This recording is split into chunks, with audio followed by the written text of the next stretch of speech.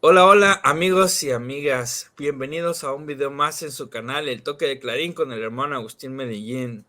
Viene un video muy interesante, viene un video donde espero que todos podamos disfrutarlo mucho, un video con nuestro amigo Federico de Argentina, con quien ya hemos tenido otras participaciones muy interesantes.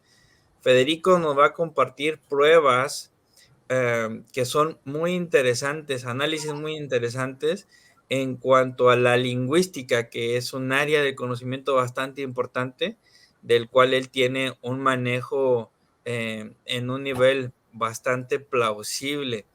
Y el tema de ahora, queridos hermanos, hermanas, amigos y amigas, el tema de ahora es Moroni, un lingüista. Entonces vamos a tener una aproximación a esta época de Moroni, quien puso un fin, quien dio un término a este gran compendio que el día de hoy llamamos Libro de Mormón. Entonces, se viene bastante interesante. Y bueno, Federico, ¿qué tal? ¿Cómo estás? Hola, bien, ¿cómo estás? Muy bien, pues aquí con mucho gusto, ya listos para aprender un montón y seguir maravillándonos de la lingüística, las pruebas, las conexiones, evidencias o coincidencias, como quieran llamarle, cada quien lo interpretará, pero bastante interesante, Federico. Entonces, vamos a empezar a poner aquí la pantalla para que Federico pueda irnos explicando este tema. ¿Era Moroni un lingüista? Muy bien, sí, ahora vamos a hablar acerca de esa pregunta. ¿Podemos considerar a Moroni como lingüista? Quizás no decir filólogo, porque ya se considera algo muy de la ciencia moderna, pero podemos hablar de lingüista. ¿Por qué? Por la manera en que él describe las lenguas y explica algunos términos en el libro de Mormón. Por ejemplo, tenemos Éter 12:24.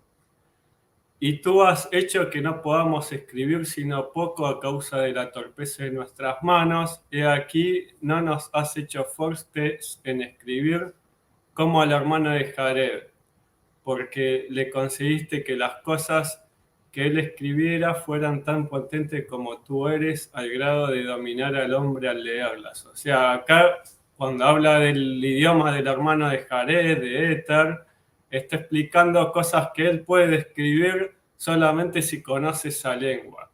Entonces, realmente uno dice sí, pero lo traduce Mosía. Pero hay que tener en cuenta que es muy posible que las personas que estaban ocupadas de los registros también tenían conocimiento de las lenguas que existían dentro de sus registros. Y cuando vemos a Moroni compendiar, nos damos cuenta de que él tenía un conocimiento de cómo fue cambiando la lengua nefita. Si nosotros empezamos en primer Nefi 1 o 2, lo puse en inglés para que sea más claro, ¿no? Pues nosotros en español decimos ciencia, pero en inglés no dice ciencia, dice learning. Y dice, sí, hago el compendio en el lenguaje, hago el grabado en el compendio de mi padre, el cual consiste de aprendizaje o conocimiento de los judíos y el lenguaje de los egipcios. O sea, acá hay que tener en cuenta que acá Nefi está separando lengua de conocimiento. Realmente uno piensa que sí, porque es una mezcla de egipcio con hebreo, no. Si bien el egipcio en época de ley tenía muchas palabras hebreas, no hay que pensar que se fusionaron los dos idiomas. ¿Por qué? Porque Moroni explica más adelante que ellos escribían hebreo alterado, porque el hebreo se altera, y egipcio reformado. Y ahora vamos a ver, por ejemplo, Mormón 9, que lo escribe Moroni, dice: y aquí hemos escrito estos anales según nuestro conocimiento en los caracteres, o sea, está hablando de escritura, que entre nosotros se llaman egipcio reformado. No hay que confundir el idioma de Nefi con el de Moroni.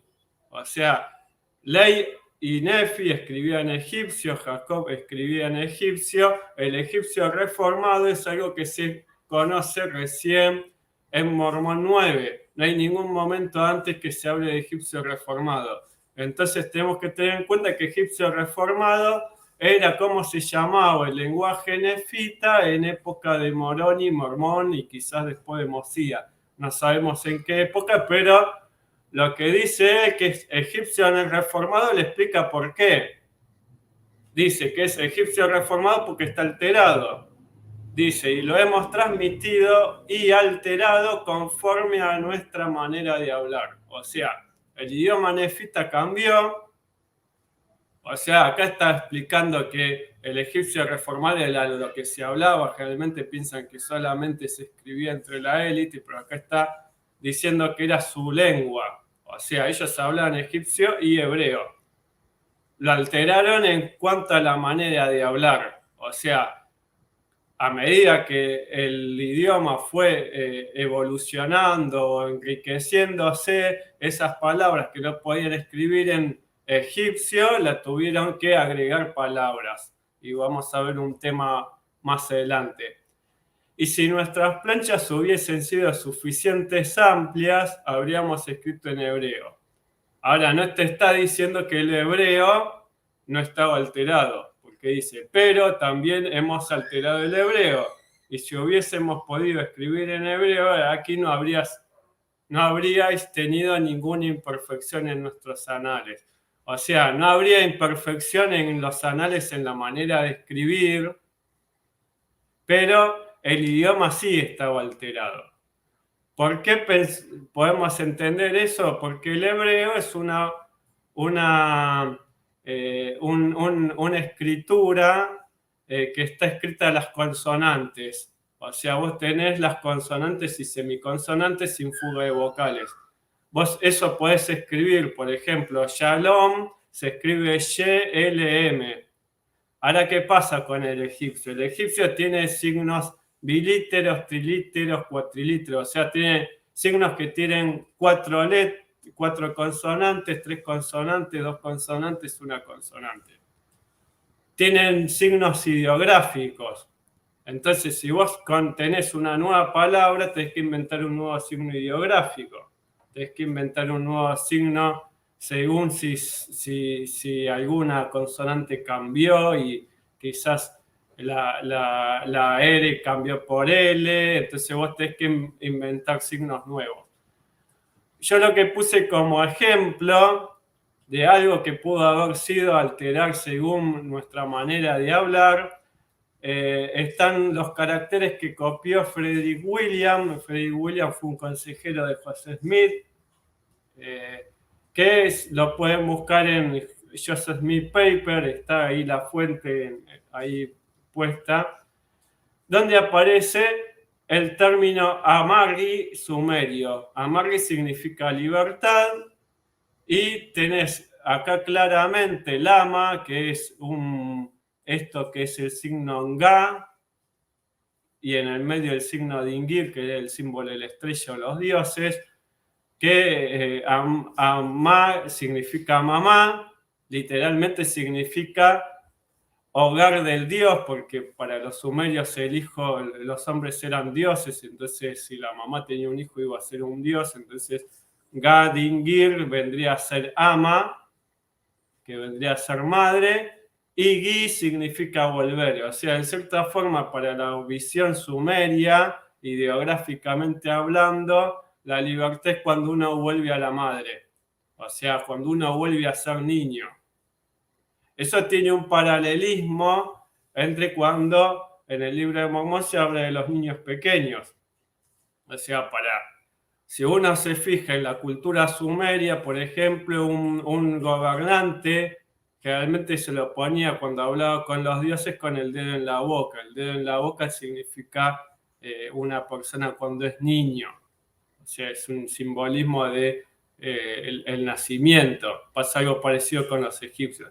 Entonces, ¿yo qué pienso? Al ver estos caracteres, acá tienen en su medio pictográfico, al escribirlo Moroni, este signo que es Dingir lo transformó solamente en 4 líneas en vez de en 6, que si uno se fija el signo Dingir en cuneiforme se transforma a veces en 4 líneas. Vendría a ser el gui, que es retornar, es una caña, que muchas veces los sumerios le escribían con una línea acá que posiblemente puede ser que sea esto de acá. O sea, ven que esta parte se conserva, faltaría que se conserve esta línea de acá. O sea, acá vemos caracteres sumerios en los caracteres que vendrían a ser de las planchas que compendia Moroni. Entonces, posiblemente pudieron los nefitas haber adoptado palabras de los jareditas y ponerlos literalmente como eran los caracteres. Sí, es muy posible porque eso pasa a veces, por ejemplo, los griegos y cuando convivían con los egipcios, tenemos los textos mágicos o religiosos donde escribían términos griegos en griego, o sea, con caracteres griegos, porque esa palabra no existía en egipcio. Y eso lo pueden ver en muchos textos mágicos. O aparece, por ejemplo, el término Jehová con letras hebreas, porque ellos creían que si vos le cambiabas los signos y los ponías en griego o en egipcio, el carácter divino de la palabra desaparecía. O sea, muy posiblemente el egipcio reformado se haya pasado después de Mosía cuando ellos adoptan caracteres sumerios. ¿Por qué? Porque la libertad no existía en el idioma egipcio y en hebreo. Existía el término de hombre libre, pero no del término libertad como lo explica y expresa el capitán Moroni en el libro de Mormón. Entonces, la única manera de explicar que exista ese tipo de libertad que es muy moderno es el término sumerio que es equivalente al moderno, que es amargui. ¿Qué significa libertad como la conocemos ahora? Entonces, después vamos a hablar de por qué pienso yo que esto quizás vos lo conozcas más, porque ahora vamos a hablar un poco acerca de la educación azteca y maya, que está muy relacionada con lo que pasa en el libro de Mormón. Nosotros tenemos que en Mormón 1 explica algo. Dice, y ahora yo, Mormón, hago una relación de las cosas que he visto y oído, y la llamo el libro de Mormón. Y más o menos en la época de Amorón, ocultó los anales para los fines del Señor, vino a mí, tendría yo unos 10 años, ahora vamos a hablar del tema de eso, 10 años de edad, y empezaba a adquirir alguna instrucción en la ciencia de mi pueblo. Ciencia es conocimiento, tanto de lengua, de religión, política, ciencia es conocimiento en el libro de Mormón. Vimos que en inglés dice learning, no dice science. O sea, es el aprendizaje de mi pueblo. Y me dijo a Morón, veo que eres un niño sensato y presto para observar. Por lo tanto, cuando tengas unos 24 años de edad, quisiera que recordaras las cosas que hayas observado concernientes a este pueblo, y cuando llegues a esa edad, ve a la tierra de Antum, a una colina que se llama Jim, que se llamará Jim, o sea, es profecía, no se llama Jim, se va a llamar Jim. Y allí he depositado para los fines del Señor todos los santos grabados concernientes a este pueblo. Si nosotros estudiamos el sistema educativo de los aztecas y los mayas, nos asombraríamos. Hay muchos estudios en cuanto a eso. Tenemos, por ejemplo, el de José Kobayashi, que es muy conocido él en México, que habla acerca de la educación como conquista. ¿Qué habla él? Cuando los cristianos querían predicar a los aztecas y a los mayas, les era imposible convertirlos. ¿Por qué? Porque desde los 3 años hasta los 5 iban a la educación con los padres, o sea, los padres les enseñaban. de los 5 o casualidad hasta los 10 años, iban a las escuelas de formación básica.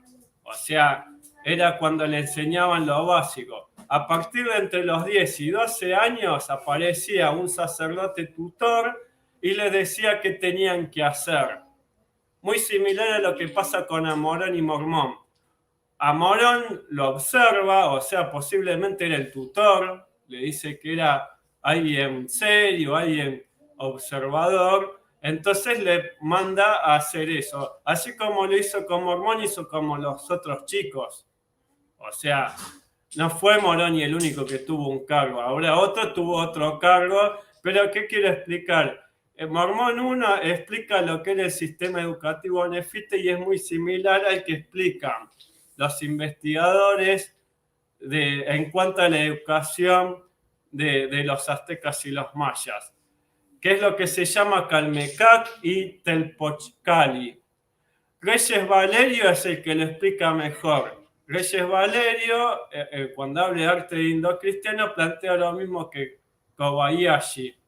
Dice que los sacerdotes no les podían predicar, ¿por qué? Porque el sistema educativo era tan forma que ya a los 12 años el chico conocía tan bien las cosas que vos no ibas a poder decirle algo en contra de lo que él creía. ¿Por qué? Pues era muy bien formado. Hay muchas corrientes que piensan que ¿cómo se llama? Los franciscanos tomaron ese sistema educativo y es lo que después utilizan los jesuitas para implementar los estudios en América. ¿Sí? ¿Por qué? Porque se dan cuenta de que si ellos le empezaron a enseñar a los 3 años, ellos tenían que arrancarle antes. Y ahí viene de que habla tanto Kobayashi como Valerio, dicen que secuestraban a los niños para que no tengan su educación con sus padres. ¿Sí? Por eso digo, supuestamente él quizás que es de México, estos textos ya los haya leído, que tiene mucho que ver con que nos puede dar a entender. Si a Morón le dice a Mormón, tenés que a los 10 años hacer esto cuando tengas 24 años, a Morón lo mandó a una escuela en la cual él tuvo que aprender todos los dialectos y todos los idiomas que estaban escritos en las planchas que tenían los nefitas, tanto jareditas como nefitas como cartas. Entonces, Moroni tuvo desde los 10 años hasta los 24 años una capacitación para poder hacer el compendio. Esa misma capacitación que tuvo Mormón y Moroni la tuvo Amarón y el que enseñó a Amarón. Si ustedes se fijan, Mormón no es el hijo de Amarón. En los aztecas y los mayas pasa lo mismo. Vos podías ser campesino y si el sacerdote veía que vos como campesino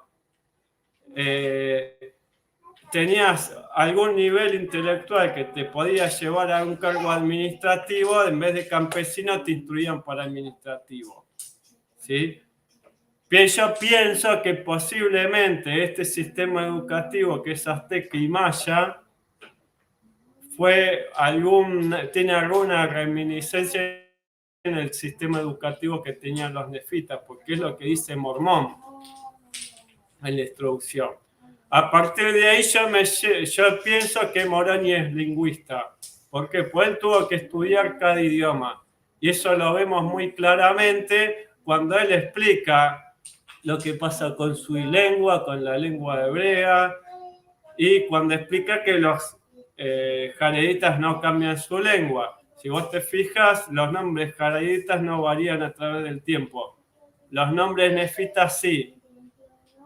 Entonces ahora vamos a ver, ¿qué lengua pudo haber hablado el papá de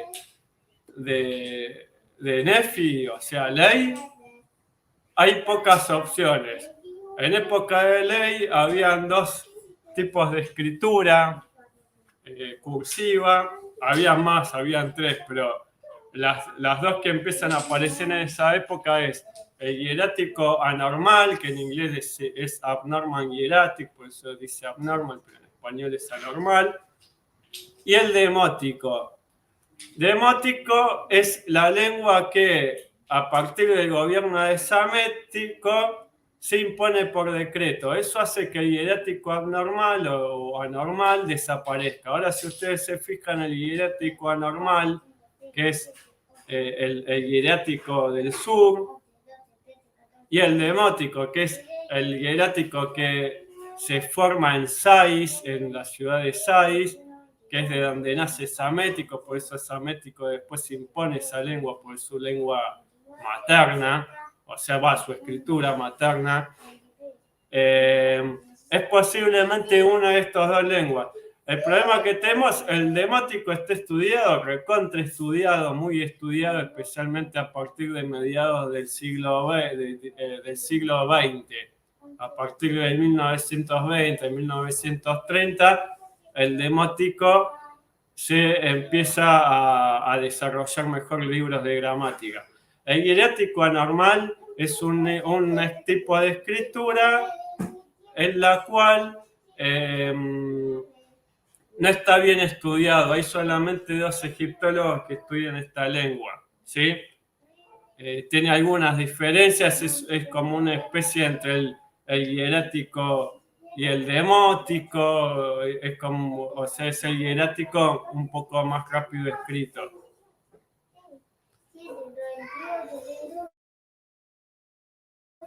El demótico que tenemos, hay es arameo, como ustedes saben, muchos sabrán que en Elefantina hay una gran comunidad de arameos y samaritanos que empiezan a migrar a Elefantina cuando los asirios invaden el reino del norte, invaden Siria a la vez. Estas personas huyen de ahí, de Samaria, y los arameos huyen de Siria y se instalan en Elefantina. En Elefantina tenemos la lengua la lengua aramea escrita en demótico. O sea, esto no significa que el nefita sea lengua aramea escrita en demótico, pero podemos ver entre el siglo VI y el siglo V a.C.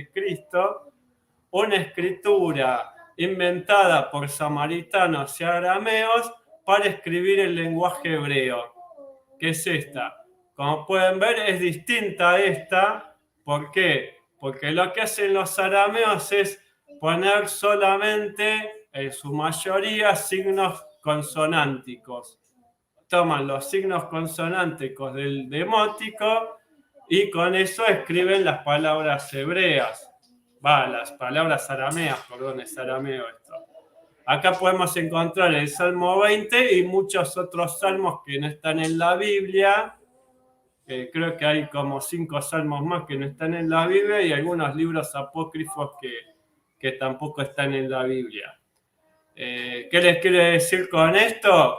Hay una posibilidad de que los nefitas hayan hecho un tipo de sistema similar, sí, porque acá vemos cómo arameos cambiaron sus caracteres al demótico para escribir su lengua en Egipto. Acá tenemos solamente algunos signos trilíteros, o sea, con 3 consonantes, algunos signos ideográficos, pero en su mayoría son consonánticos nada más. Se llama Amger 63. Lo pueden encontrar. Yo ahí puse el link también. Entonces ahora vamos a ver algunos nombres que aparecen en el libro de Mormón que son egipcios, ¿sí? Tenemos Aminadab. Amin significa Amón. Yo puse este determinativo de Amón, que es el de Horus. ¿Por qué? Porque si escribían en demótico, los endemóticos se utilizaba este signo. Entonces, ¿qué pasa? Sería Amón.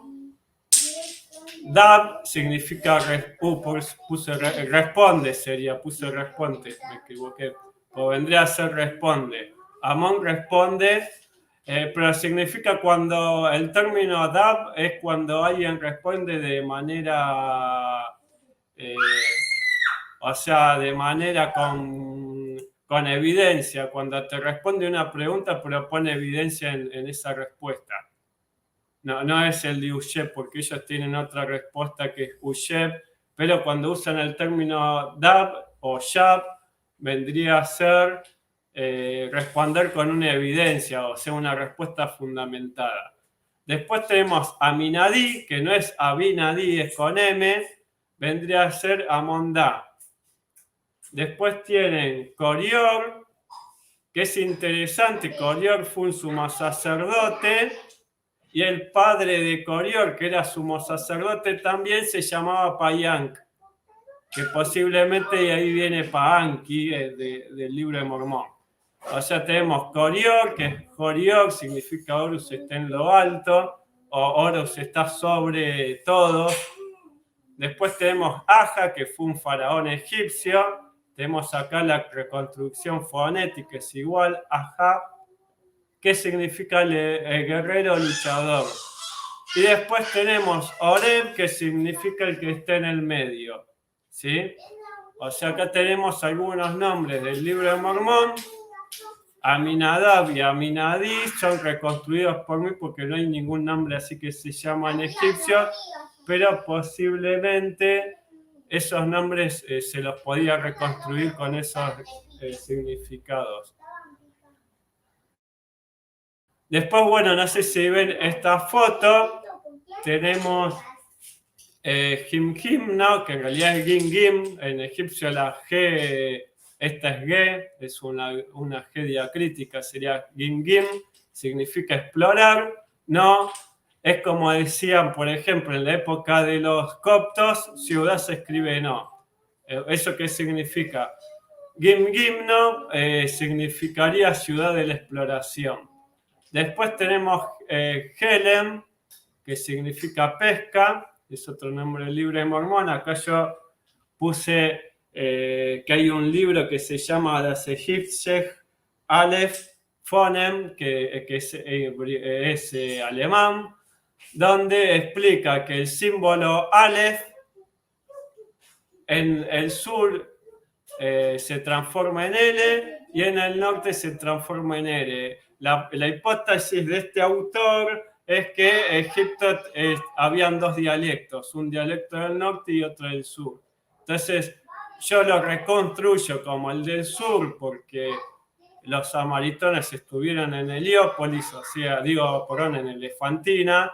Entonces, si Ley hablaba egipcio, debería hablar el egipcio de Elefantina, pues donde más comunidad hebrea había. Y samaritana, y leyes samaritano.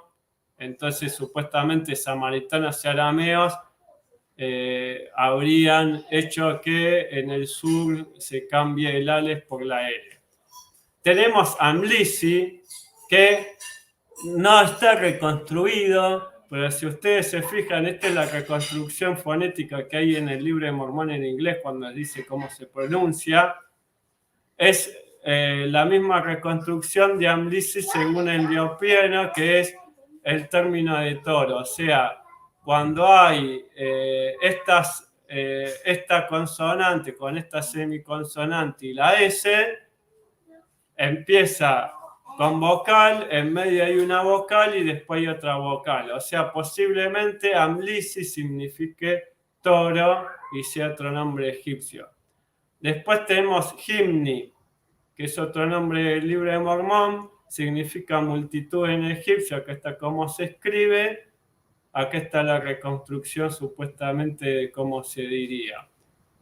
Elorum es otro nombre del libro de Mormón, que también está Elaman, que está relacionado, que vendría a ser alrededor, que es lo que formaría el Hel, que en realidad en egipcio es Gil, o sea, Gil es alrededor, y Rum venía a ser el hombre, o sea, el que está alrededor del pueblo.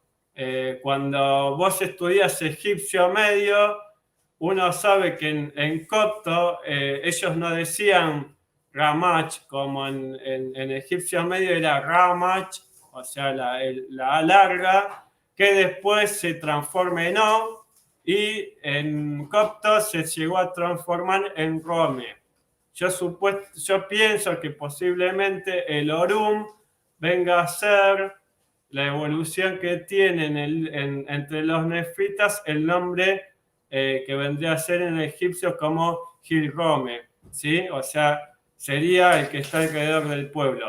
Manti. Manti significa estable, firme o mirador. O sea, man es el verbo establecer. Cuando vos le agregas el sufijo ti, queda manti, o sea, los egipcios dirían manti, y significa firme mirador, o sea, el mirador, la torre para observar. Después tenemos Nefi, que vendría a ser Nafi, que significa bueno, hermoso, y todo lo que tiene que ver con la belleza. Después tenemos Yacer, que yo puse acá como sagrado, pero puede ser una palabra hebrea también, porque todos sabemos que Yacer también tiene significado hebreo también, pero en egipcio Yacir significa sagrado. O sea, tendría lógica que Yacer venga de Yacir. ¿Por qué? Porque una de las cosas que vemos en lingüística es que la I se transforma en E. Por eso tenemos, por ejemplo, Nafir, que es bueno y después termina siendo Nafi. Cuando lo vemos en copto, termina siendo Nofe. ¿Por qué? Porque la I se transforma en E. Después tenemos Elamam, que acá está según la reconstrucción del libro de Mormón en inglés, que aparece cómo se pronuncia. Significa el que llora con el enfermo.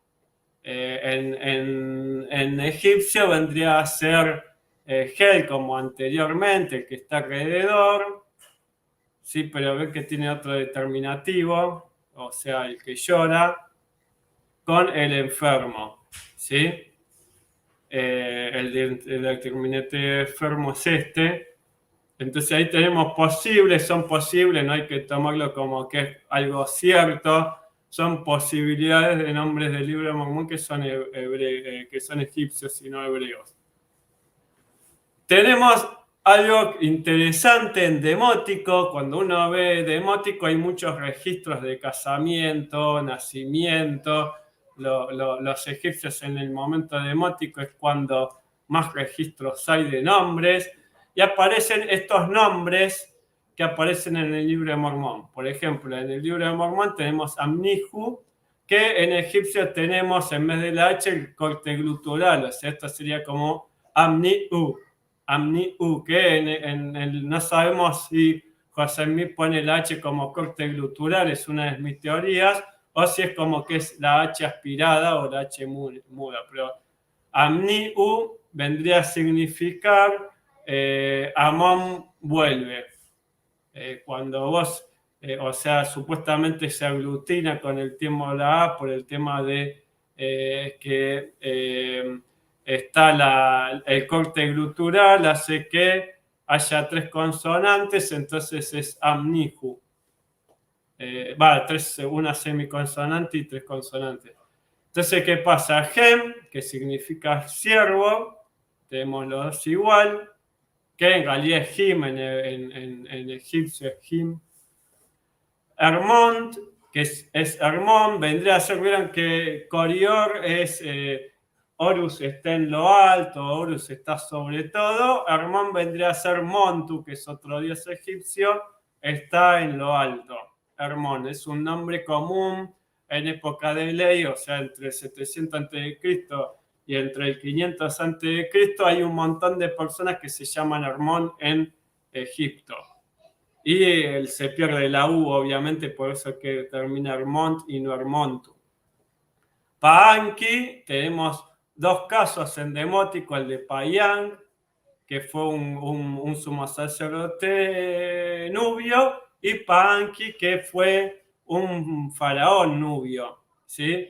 Acá lo que tenemos son dos nombres que son distintos, los dos son nubios, pero que en egipcio significa el viviente, o sea, el que vive. Después tenemos Pacus, que no sé qué significa, pero en demótico aparece como Pacas, es otro nombre común en época de ley. ¿Qué quiero decir con esto? Si eran nombres comunes en época de ley, en Egipto, posiblemente esos nombres aparecen en el libro de Mormón porque se transmitieron de generación en generación por algunos nombres que habría en la genealogía de ley, en las planchas de Labán. O sea, posiblemente estos nombres estaban en las planchas de Labán. Es una posibilidad, o alguna persona conocida de ellos se llamaría así. Tenemos Anti. Anti significa valle en egipcio. Tienen la transformación acá. Y Anti de valle se transforma en la Y, la Yod hebrea, que es lo que hace Yanti, que es una I muy corta. Termina haciendo un corte glutural y es Anti. A mí no me salen bien los cortes gluturales, pero vendría a ser como que cortás la glut, acá cerrás esta parte y queda como anti. Entonces, ¿qué tenemos? Nombres con anti. Anianti, el valle es bello. Anti-Leinefi, el valle de Leinefi. Anti-Omni, el valle de Amón. Antión, el valle de On. Recuerden que On es una ciudad de las que visita Abraham. Antionas, Valle de la Vida. Si ustedes se fijan, en egipcio medio, vida se dice Anaj, no es como nosotros pensamos que es An, que eso es una helenización del símbolo de la vida, es Anaj. Y en copto, a partir del siglo II a.C., se transformaría en Onaj. Eso que se ve que la similitud es una O larga esta. Yo puse doble O porque es O larga, acá lo tienen en copto, la O larga, que vendría a ser la omega en griego, pues los coptos utilizan letras griegas, y Antionas vendría a ser el Valle de la Vida. Antionum vendría a ser el Valle de la Comida en el sentido de un lugar donde comida en el sentido de comida de carne, o sea, en el himno de los caníbales, onum es el verbo que se utiliza para comer carnes de humanos, por ejemplo. O sea, podría tener un sentido de sacrificios humanos esa región. Antipara, Valle del Sol. Antipas es Valle de Paz. Puse paz porque no sé qué significa paz. Antipus, Valle de Pus. No sabemos qué significa paz o Pus. Puede ser que sea alguna terminología en algún dialecto nefita, no sabemos bien. Cambios de evolución del lenguaje que habrá visto Moroni, por eso dice que adaptan, o sea, reconoce que hay cambios. Sesoram. Sesoram cambia a Sesrom, a Sisrom, sería Sisoram. Sisrom, o sea, se pierde la O larga y se aglutina en la Sisram. Sisoram. Bien, este es el mismo nombre como cuando nosotros decimos Fernando, Hernando. Bueno, eso es cambios del lenguaje en español. Germán, Hernán, ¿sí? Cuando se va cambiando la manera de pronunciar. Entonces, hijo de Soram vendría a ser, ¿por qué? Porque en egipcio, Sig significa hijo. Otro posible que estaba pensando en un momento, pero pienso que es una evolución de Sisoram, Sesrom, es que Sisrom puede ser escriba del pueblo. ¿Por qué? Porque Sish en egipcio significa escriba. Sisrom podría ser escriba del hombre o escriba del pueblo. Tenemos Senefi, que significa restauración. Si nosotros estudiamos egipcio, Sinafi significa restaurar, supuestamente. ¿Por qué? Porque Sinafi viene de Nafi, que significa bueno, que pierde la R. Era Sinafir y después termina siendo Sinafi. En el libro de Mormón tenemos Senefi. O sea, no es muy casual que uno se hace Nefi y el otro Senefi. Por eso yo pienso que Nefi significa bueno. Hay muchos que piensan que Nefi significa viento, pero si Nefi significa viento, ¿qué significa Senefi? Este Cenefi se transforma en Cenif, se pierde la última I. Shelem, supuestamente yo pienso que viene de Shalom. Hay una estela donde mencionan que los hebreos se arrodillan ante Ramsés y le dicen Shalom, y aparece el término, se escribe en egipcio Shalom en época del Imperio Nuevo como Sherem. O sea, yo pienso que Sherem es como si dice Shalom en egipcio, y Shelem es la deformación de Shalom del hebreo. O sea, pasó a ser Shalim, y en hebreo del libro de Mormón vendría a ser Shilim. Posiblemente porque es un retroceso, porque Shalim viene de Shilim del Acadio, ¿sí? Después tenemos Saraemla con Saraemna. Cuando nosotros vemos en egipcio la evolución del lenguaje o los tipos de dialecto en Egipto, la L cambia por N y la N cambia por L. O sea, cuando los egiptólogos que son lingüistas o filólogos te empiezan a decir que en Egipto habían dos lenguas, es porque hay varias consonantes que son distintas según la zona. O sea, Saraemla cambió a Saraemna. El original era Saraemla y cambia a Saraemna. Es nombre de ciudad. Amulek, que es hebreo, supuestamente el original era Jamulek, porque el anillo que se encontró en Israel el nombre es Malachi Yahu ben Hamelek, o sea, Amulek es Hamelek, y después se debe haber transformado en Mulek. O sea, los mulequitas ni pudieron conservar el nombre de Mulek. Después tenemos Matoni, que yo pienso que es Mitani. Acá tienen, Follner es un diccionario donde te aparece Mitani, que Mitani en egipcio se pronunciaba Mitani, o sea, la A larga tiende a transformarse en O. Entonces nosotros tenemos Mitoni, Midoni, ¿sí? Cambia la Che por la D. ¿Por qué? Porque Mitani en egipcio era Che. La Che, o sea, esto en realidad sería Michoni, cambia por la D. Después tenemos Amonía. Para mí Amonía es Amon-Ra, se pierde la R, Aman-Ría. Fíjense qué difícil es pronunciar Aman-Ría, lo que posiblemente haga que se pierda la R. Antes yo tenía entendido de que podría ser también Amonía, porque día significa luna, esa es otra posibilidad, pero yo apuesto más últimamente con que es Amon-Ra, o sea, el dios solar Amón, y no el Amón lunar. Tenemos Samnaría, que en el libro de Mormón aparece Semnaría. Cuando nosotros el verbo Samán, que es establecer, lo ponemos como una especie de deseo, puede establecerse, cambia de Samán a Samna. O sea, Samna puede establecerse el sol. Samnaría, ¿sí? Que aparece en el libro de Mormón como Semnaría. Después yo pienso que Elam, hay muchos que piensan que Alma es un nombre hebreo. Lo que pasa es que Alma en hebreo es femenino, no es masculino. Y mi pensamiento es que Alam en realidad es egipcio. Acá tenemos cómo se reconstruye fonéticamente Elam en egipcio. Elam es la ciudad de los elamitas. En egipcio se decía Alma, no se decía Elam. Con un corte glutural acá y con un corte glutural acá. Ahora, ¿qué pasa?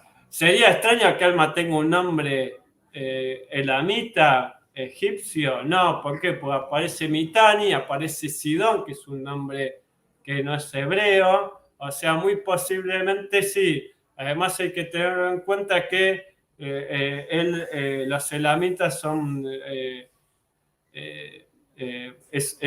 fue imperio dos veces, así que es muy posible que podría ser plausible eso, ¿no? Acá yo puse el link del lugar donde pueden encontrar el nombre de Alma como el nombre de la ciudad de Elam, que yo reconstruyo como Alma, que aparece en una estatua de la época de los persas, que se llama la estatua de Joresne, perdón.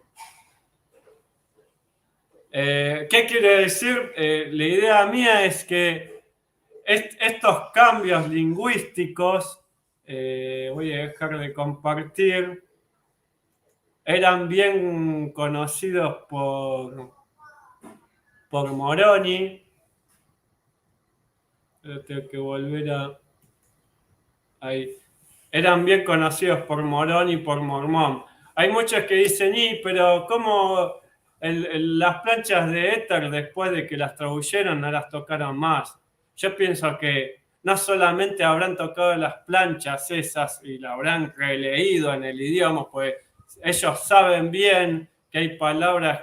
Si Moroni te dice que la lengua de los jareditas era como si Dios mismo hablara, ellas van a leer la traducción o el original. El original. ¿Por qué? Porque si vos lees la traducción, tenés una versión del traductor. Cada traductor es objetivo. Si ellos llegaron a entender bien la lengua jaredita, y para mí habrán hecho arqueología, porque para mí los ladrones de Gadiantón no es que se le apareció Satanás y le dio las combinaciones secretas. Para mí ellos se dieron cuenta de las combinaciones secretas de los jareditas porque habrán estudiado el pueblo luego de las planchas arqueológicamente y habrán encontrado muchos monumentos de ellos. Pero es una posibilidad. Pero más que nada era hablar de eso. Hay evidencias de nombres egipcios, sí. Y hay nombres egipcios que José Smith no conocía, sí. No podemos decir que José Smith no conocía el egipcio porque hay estudios que se sabe que José Smith tenía acceso a conocimientos, por ejemplo, de la traducción de la piedra Rosetta y de que José Smith pensaba como Champollion, de que el idioma egipcio era solamente ideográfico, que eso fue un error que cometió Champollion en su época. Después la egiptología logró darse cuenta que no es solamente ideográfico, pero ¿tenía acceso José Smith a saber quién era Paenki? No, porque Paenki se empieza a descubrir en 1920, la primera vez que se pone en público el nombre de Paenki, que fue un monarca nubio, que supuestamente fue muy querido por los samaritanos, porque los mercenarios samaritanos que luchaban muchas veces contra Siria y contra Josías, eran samaritanos y apoyaban a los nubios más que a los libios. Entonces posiblemente Ley tendría entre sus antepasados, como gran samaritano que era, algún nombre egipcio de alguno de estos monarcas como Paenki. O tenemos nombres como Amnijo, hay muchos nombres que yo no puse ahí, igual para no hacerlo tan largo, pero en realidad hay algunos más. Pero más que nada para que tengan una idea de los nombres que aparecen en el libro de Mormón, que son egipcios. Y no solamente los nombres, sino los cambios fonéticos que según la filología son aprobados, o sea, L por M, R por L, son cambios que si uno ve, por ejemplo, el libro que escribe lo Pleno de Lingüística lo habla, cuando hablan lingüistas alemanes también mencionan ese tipo de cambios. La D también cambia por N, a veces son cambios posibles que yo, analizando el libro de Mormón, los he visto, ¿no? Y no sé si tienen alguna pregunta, si quieren fuera del tema, lo que quieran.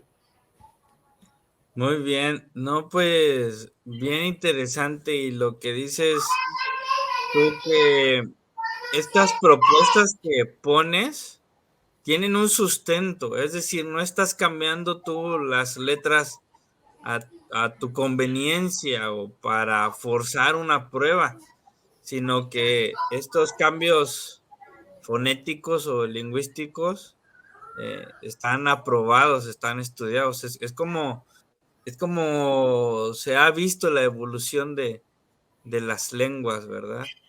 Y es bien interesante imaginarnos en estos tiempos de Mormón, en los tiempos de Moroni, toda la diversidad cultural, la evolución del idioma y cómo lo describe Moroni de manera puntual, diciendo que esto es lo que llamamos el egipcio reformado.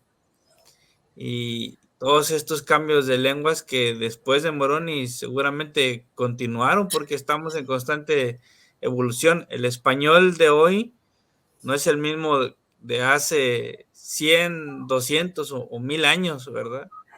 Eh, No. los, los idiomas cambian bastante, Igual entonces no cambia mucho, pero cambian. Y así es. yo pienso, yo cuando hablo de Moroni como lingüista, es porque él menciona esas cosas y yo me imagino a Moroni cuando tenía el acceso de leer a puño y letra lo que escribió Ley y después lo que escribió Mosía y habrá visto cómo fue cambiando, pues tanto Mormón como Moroni tuvieron que leer todo para compendiar. Y ese leer todo, las fuentes originales, se dieron cuenta, parece que para mí lo estudiaban, yo pienso que eso se enseñaba, se enseñaba. Eh, y ver las cartas, tuvieron acceso a cartas. Por ejemplo, cuando uno habla de las cartas de Alma a los hijos, eso no estaban en las planchas, esas eran cartas. O sea, ellos leyeron las cartas. Eso que hace Alma a los hijos era algo muy común en Egipto. Vos tenés enseñanza de Kagemni, en, eh, enseñanza de Meremtab. Son enseñanzas de sumos sacerdotes o monarcas que escriben a sus hijos dándole consejos de cómo gobernar, de cómo actuar.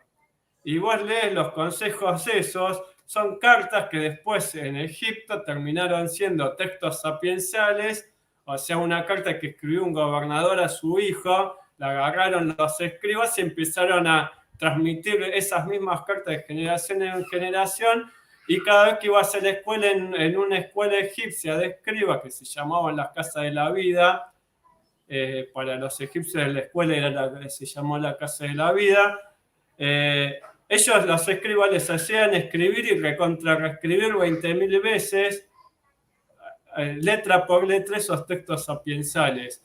Yo pienso que ese sistema mismo haría los nefitas. Vieron la carta de Alma a los hijos y a partir de Alma agarró un escriba. Bueno, esto que le escribió Alma a los hijos se lo vamos a enseñar a nuestros escribas y lo habrán escrito, reescrito, así como se hacían en las sociedades antiguas. Por eso pasa con los egipcios, pasa con los salmos, ¿por qué están? Porque se transmitió de generación en generación.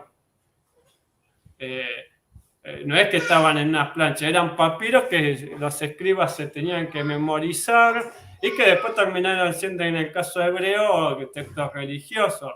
Pero en algún momento los salmos eran textos sapiensales de los hebreos. Así como el libro de las cartas de Alma, yo pienso que era muy importante y está en el compendio porque eran textos que ellos escribían y reescribían en sus escuelas. O después tenés las cartas que le escriben ladrón, ¿cómo es? Bueno, la carta de Moroni al juez superior que decía que si no le mandaba tropas iba a ir a la capital y matarlos a todos, y que después el otro le escribe lo de los realistas. Esos textos eran cartas, no estaban en planchas. O sea, al estar en cartas y en planchas tenés dos soportes. O sea, la escritura en un soporte de metal, así como los egipcios escribían en un monumento jeroglíficos y en una carta escribían en cursiva hierática, los nefitas no creo que escribían igual que en las cartas que en las planchas. Vos no podés escribir el hierático en un metal. Quedaría horrible la letra. Ustedes fíjense en lo que era el hierático y cómo haces para pasar el trazo grueso en un metal. Es imposible. Ahora, el demótico sí lo podías pasar en un metal, pero el hierático no. Entonces vos tenés la escritura de las planchas de metal del Libro de Mormón, no era la misma escritura supuestamente que la de las cartas. Eso cuando vos estudias paleografía te dicen, cambia el soporte, cambia la escritura. Y ahí tenés que Moroni dice, alteramos la lengua según el aula.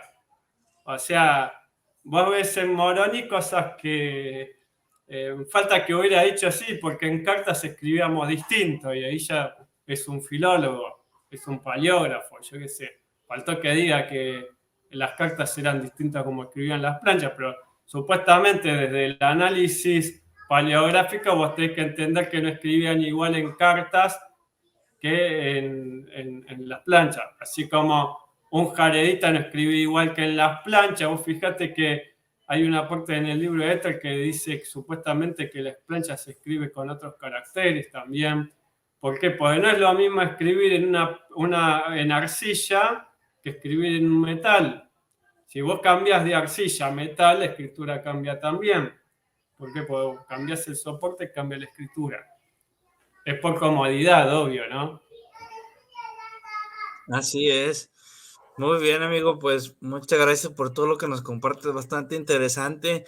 Invitar a los amigos y hermanos que nos estén viendo a que puedan escribir en el recuadro de comentario y ya los iremos leyendo e iremos preparando con mucho gusto otro video más para seguir hablando sobre esto tan interesante que nos reafirma y nos da un conocimiento muy bonito sobre la veracidad del Libro de Mormón y sobre la verdad que hay en cuanto a las referencias que nos dan aquellos grandes historiadores y compendiadores como Mormón y Moroni. Pues muchas gracias, amigo. Hasta aquí vamos dejando la transmisión. He aprendido mucho y se me hace bien interesante todo esto. Este video amerita verlo con calma y darle una buena repasada.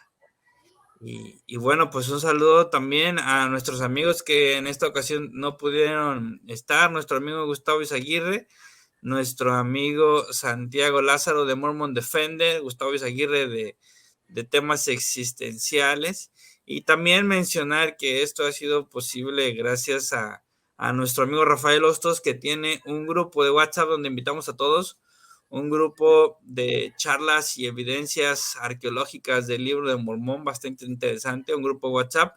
Pregunten por él si quieren unirse, ahí compartimos archivos, documentos y platicamos a través de esta herramienta de WhatsApp para compartir información arqueológica y de algunos otros temas en relación a la arqueología del continente americano en su totalidad, no solamente de una región, sino de punta a punta, todos los hallazgos que se van descubriendo. Y bueno, pues muchas gracias, Federico. Yo creo que has dejado tú propiamente un muy buen contenido aquí. Y Sí, es muy gracias, bonito gracias a vos, aprender. a todos por escuchar. Sí, yo haría la misma invitación que vos también. Si hay alguien que tiene algún conocimiento que se pueda, que podamos ver entre todos, más somos mejor, ¿no? Tanto si hay alguna persona que quizás vio algún video tanto de arqueología o como hablo yo de tema de lingüística y le sonó algo y sabe idiomas, y quizás puede decir, no, pero en hebreo, y pues yo no sé hebreo, yo sé egipcio y sumerio, pero quizás si hay gente que tiene algunas opiniones, puede unirnos, dejarnos un mail, así nos contactamos y podemos estudiar estos temas más seriamente también. Así es. Muy bien, pues a Federico también lo pueden buscar en redes sociales, incluso tiene hasta su TikTok, donde Sí, sube fragmentos bien interesantes. sí, ¿Cómo te TikTok es pueden encontrar en lenguas redes, amigo? antiguas, 1, 2, 3, no, perdón, lenguas 1, 2, 3 antiguas es TikTok. Muy bien, muy bien. Pues ahí le pueden escribir a Federico y seguir su Igual no habla de contenido. religión ahí, no sé, para enseñar idiomas gratis. Estoy dando clases gratis. Muy bien, está excelente. Bueno, pues muchas gracias a todos los que nos están acompañando, todos los que disfrutaron de este video. Y bueno, pues un saludo y nos vemos en la que sigue, amigos. Dale, Hasta nos vemos. luego. Chao.